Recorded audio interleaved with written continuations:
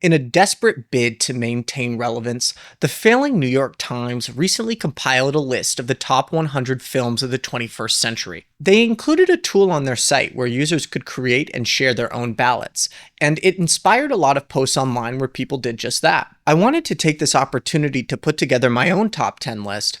There are a lot of great movies that have come out since the year 2000, and a lot of people who get into movies are afraid to watch older movies for various reasons, so I hope that people are more keen to take up these recommendations. These are all movies that were life-changing in some way. They shifted my perspective on cinema or life, changed the way that I thought and felt. There's the before you watch this movie and after you watch this movie, and every one of the movies on this list is one of those movies. I hope that you enjoy, and without further ado, let's get into the list. Number 10. Uncut Gems is just this unforgettable mix of elements. Adam Sandler's career-defining, pity-inducing performance as Howard Radner, a jewelry salesman struggling with his gambling addiction and strained family ties. The raw, energetic, anxiety-inducing direction of the Safdie brothers. These performances like Kevin Garnett and Julia Fox playing herself. It's such a modern movie, but you feel it rooted in those 70s gritty New York City films and the clear influence from Martin Scorsese and Robert Altman. Turning on this movie is like realizing you got on Mr. Howie's wild ride and it's not over until he says it's over. Watching Howie just place bet after bet, digging his hole deeper and deeper.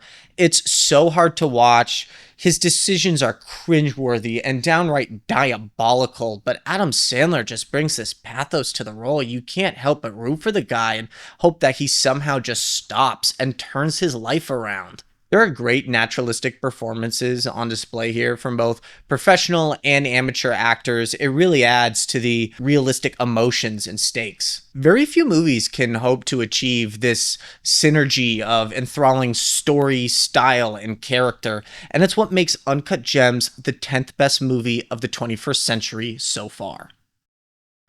Number 9. No hate at all to the people who would put Get Out on this list, but I have to roll my eyes at anybody who tries to tell me that movie is better than Nope. The story of OJ and his sister, descendants of Black Hollywood trailblazers, investigating the mysterious forces from the sky that might have killed their father. Jordan Peele promised us a movie about aliens, and he delivered the pinnacle of modern American blockbuster filmmaking. It's this Spielberg-style sci-fi monster movie with the aesthetics of the westerns that the great directors of the 80s would have grown up on. It's a beautiful and disturbing spectacle about our addiction to manufacturing entertainment out of tragedy. The filmmaking delivers on every front you want out of a blockbuster movie, with this Jaws-like story structure driven by suspense, great characters you love to laugh with, this epic music, and culminating in this really intense action. But what makes Nope really stand out as unique is its intricately layered script, taking us on unexpected tangents into deep side characters, exploring complicated themes about the American movies that Nope stands in the shadows of. It's got some mysteries that will leave even repeat viewers scratching their heads, stuck in your brain for a long time. This is really just the peak of what you want out of a summer movie. It'll thrill you, it'll stick in your brain, and it's the 9th best movie of the 21st century so far. By the way, this is where I say, like and subscribe. Number 8. Triangle of Sadness is the only movie on this list that's truly about modern times. While a lot of them have something to say about today's human condition, Triangle is the only one with Instagram models posing with food they'll never eat, songs with lyrics about what we lost to COVID, and a look at gender and class that is distinctly post-Me Too. It's this really funny comedy with a really wide scope, deep story and characters, a bunch of people who get together on a rich person's cruise, and let's just say it doesn't go well. Unfortunately, I think a lot of people mistake this movie as simple because it makes no effort to hide its themes. Characters often discuss them very openly in dialogue. It's not subtle. But if you look closer, I think you'll notice that Triangle doesn't have any answers. It only poses questions, and those interrogations of humanity get a lot more complicated the longer that you think about them. It's a movie that explores the sources of the worst behaviors that humans are capable of and the animal instincts that influence us when we form relationships and societies. It's the only movie on this list that could have been made in the 2020s, and it's the eighth best movie of the 21st century so far. Number 7. It might be too early to put The Brutalist on this list, but I truly believe it is the new great American film. The story follows Laszlo Toth, a renowned Jewish-Hungarian architect forced to flee Europe after World War II and finds it difficult to reestablish himself in America. Everything's firing on full cylinders here. Like the cinematography, the direction, these performances, the soundtrack. From the minute this movie starts, that opening scene just pulls you in, and it's this 3.5 hour engrossing journey. I know a lot of people seem to have problems with the second half. I don't. I love how this movie is split into two parts that emphasize the nature of his experience, the facade, and the realities of the American dream. I think this movie raises such interesting questions about art and the meaning behind art and artists' intent. This movie holds itself with a real confidence. Everything feels so heavy and real. All of my friends who saw this with me actually walked out of the movie theater Googling Laszlo Toth to find his Wikipedia page and were disappointed to find out this story was not based on a true one. I thought that was hilarious and also just a testament to the filmmaking on display here. I really love the ending too. I think it's such an interesting note. On one hand, it's open-ended. On the other, it gives you all the answers, but it might not be what it really seems. I really love it. I have a lot more that I want to say about The Brutalist, but I'm going to save it for its own analysis video. I saw this movie 3 times in theaters. It really gets at that mix that I love of story, character, themes, and reaching very high in its goals. There's no other American movie out there that aims so high and lands even higher. And for that reason, The Brutalist is the 7th best movie of the 21st century so far. Number 6.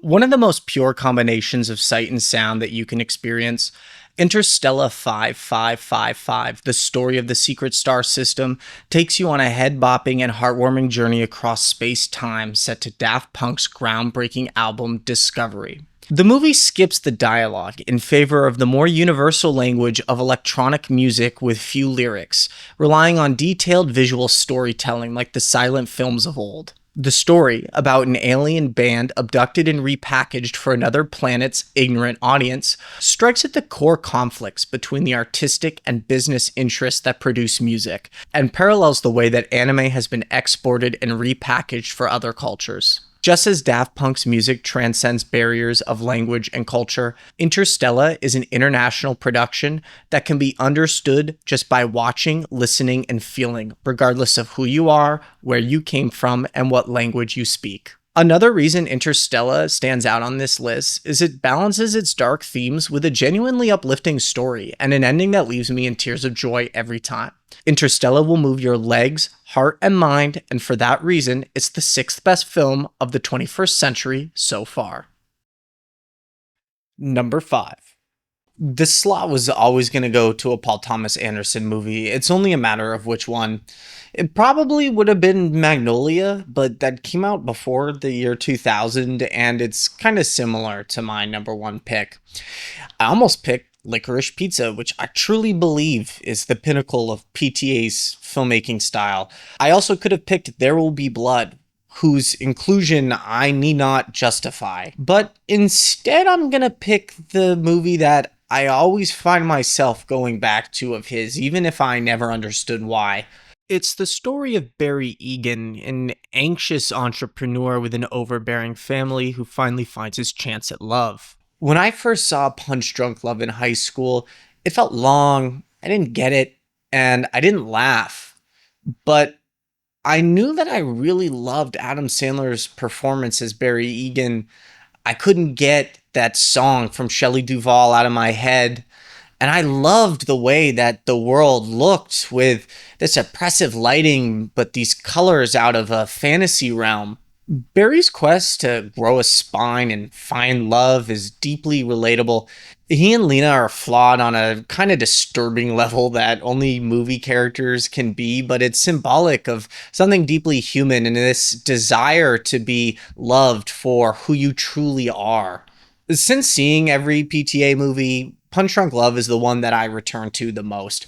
It feels 30 minutes long. I laughed the entire time. And while many of his movies have a romance at the center, I don't think any have reached the magical chemistry that you see here. What is love if not this all consuming force that crashes into our lives when we least expect it, desperate to experience it, but we have to learn how to play and we're so afraid to mess up?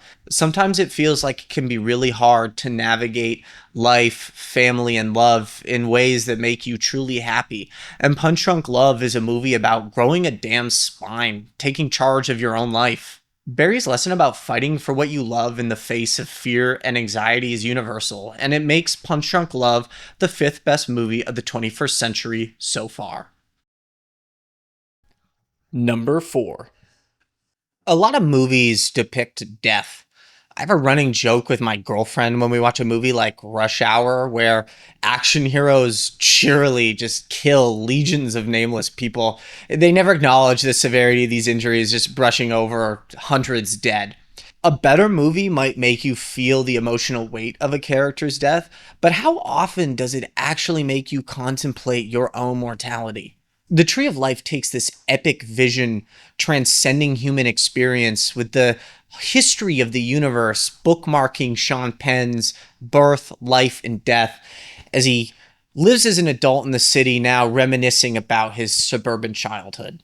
It's a movie that shows us both how grand and small we are, that our lives are the epic of our own experiences, but minuscule in meaning in the grand scheme of space and time.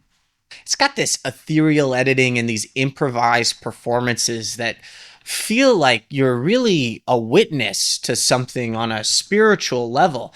And the scenes just bleed into each other without much transition, really no sense of chronology.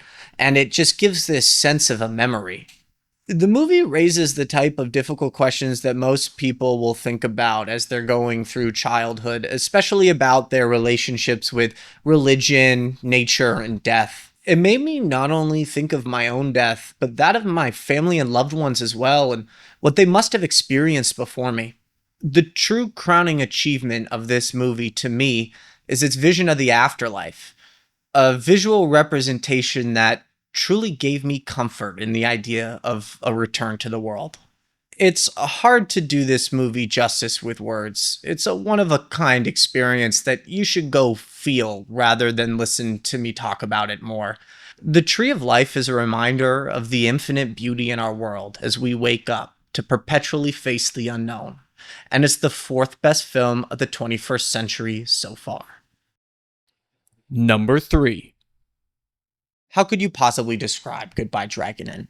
It's 81 minutes of people watching a movie in a theater and leaving.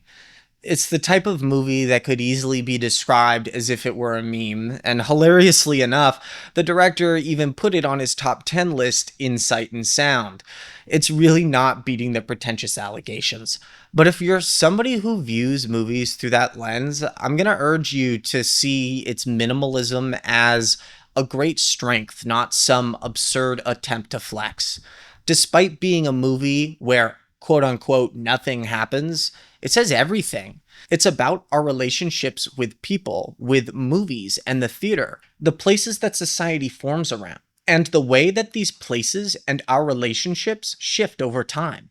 It's a story about how civilizations form. Cities are built and then decay. Parts will be demolished, parts will be fixed up, and parts will be forgotten about. It's deeply transfixing, featuring long shots with little to no movement that allow you to contemplate each scene as if you were passing at an art gallery. But this is no gallery, and just as we have no control over when theaters rise and fall, we have no control over when a scene begins and ends. What we can do is stop, think, and enjoy these experiences while they last. Goodbye Dragon Inn is the type of movie so perspective shifting. I haven't been able to go a day without thinking about it since my initial watch. Every single theater I walk into may as well be the Fuhei Grand Theater. I've never seen a movie that achieved so much with so little, and for that reason, it's the third greatest film of the 21st century so far. Number two.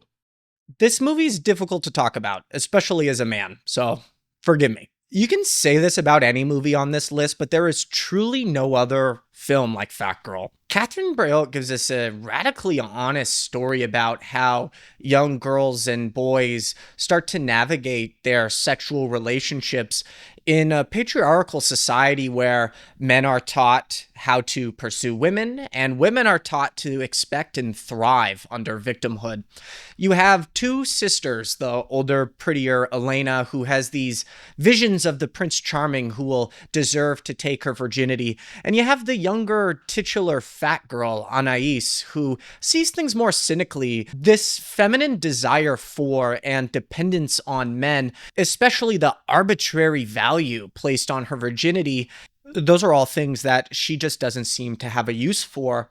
But when they're on summer vacation together and they meet Fernando the fuckboy, who pursues Elena in ways that young boys often do, Anais has to watch with this mixture of fear, jealousy, and disgust as she sees her sister face what she thinks she's always wanted.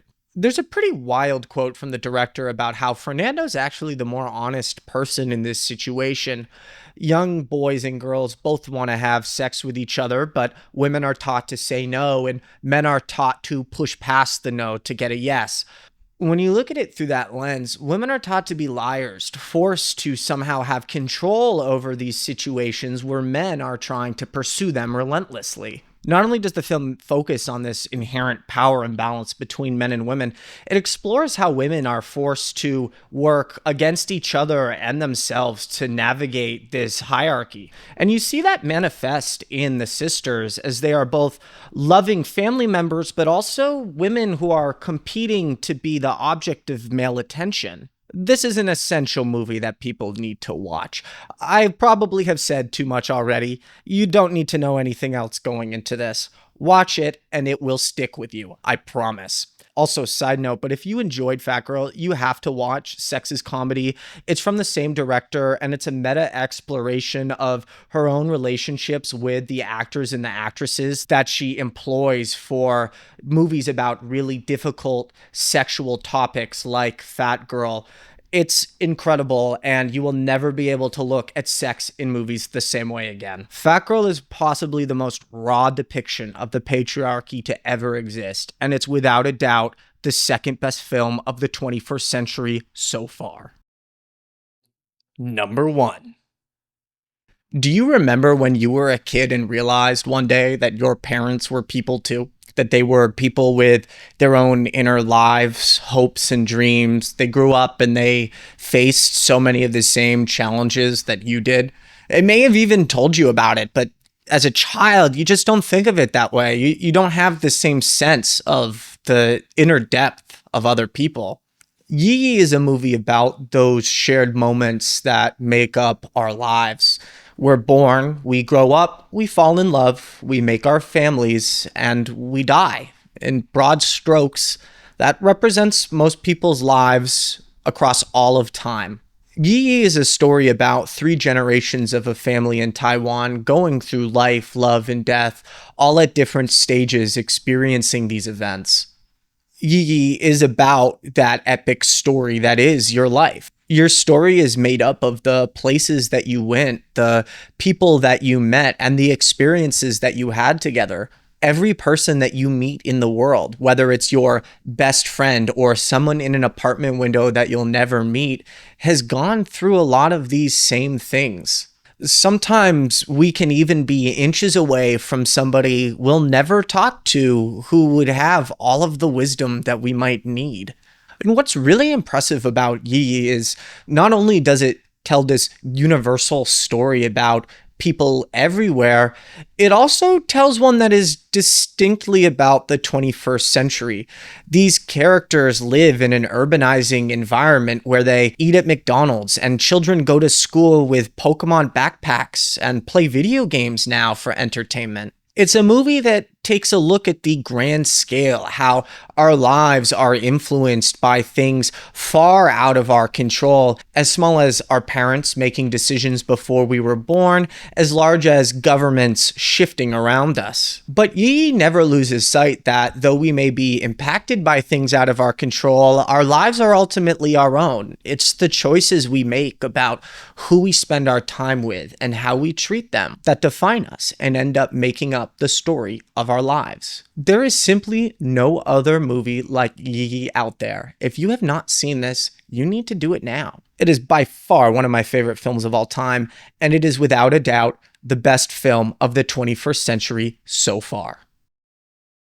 Oof, welcome back, guys. That was a hell of a list. Hope you're still here. Holy shit. If you haven't seen any of those, you really should go check them out. Even if you don't enjoy watching them, they're going to leave you with a lot to think about, and they're movies really everybody should watch if you're interested in film. I had a lot of fun putting this list together. It was way more work than I expected, honestly. I started and I'm like, shit, this is actually 10 videos in one, but these are movies that I really want to share with the world, and I hope that you all can find something in them like I did. What are your top 10 movies of the 21st century so far? Do you have a list? Drop it in the comments below. You disagree with my takes? Do you think they're cool? Either way, leave a comment, like, and subscribe. Have fun in the movies, guys.